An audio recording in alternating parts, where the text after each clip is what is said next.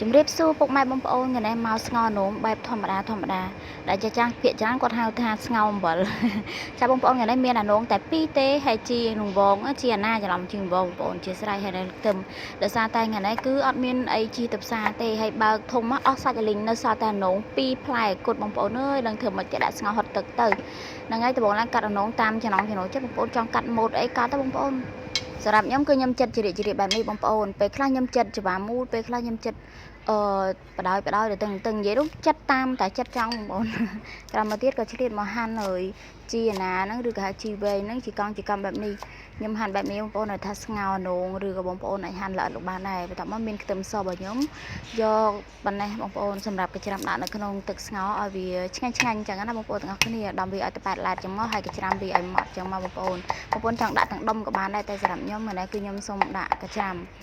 ហើយយើងក៏រៀបចំគ្រឿងហើយដល់ពេលមកដាំទឹកបងប្អូនអើយដាំទឹកតិចបានហើយដោយសារតែនោមរបស់យើងវាចេញទឹកច្រើនអញ្ចឹងណាក្រោយមកដាក់ទឹកត្រីបន្តិចទៅអំបិលមកចុងលព្រាបន្តិចទៅនិយាយរួមដាក់តាមបងប្អូនចូលចិត្តអញ្ចឹងណាតែខ្ញុំស្ងោរតិចដាក់តិចដែរទៅហើយដាក់ស្ករមួយលព្រាកាហ្វេប៊ីចេងកន្លះលព្រាកាហ្វេបន្ទាប់មកទៀតដាំទឹកឲ្យពុះទៅបងប្អូនទាំងអស់គ្នាចាក់អានោមចូលក្រោយពីដាក់អានោមឲ្យបងប្អូនទាំងអស់គ្នាដល់ខ្ញុំដាក់ក្របវាបន្តិចទៅបន្ទាប់មកបងប្អូនថែមប្រេងខ្យងប្រេងឆាអធិស្ឋានបងប្អូនប្រេងឆាបន្តិចហ្នឹងឲ្យដើម្បីឲ្យ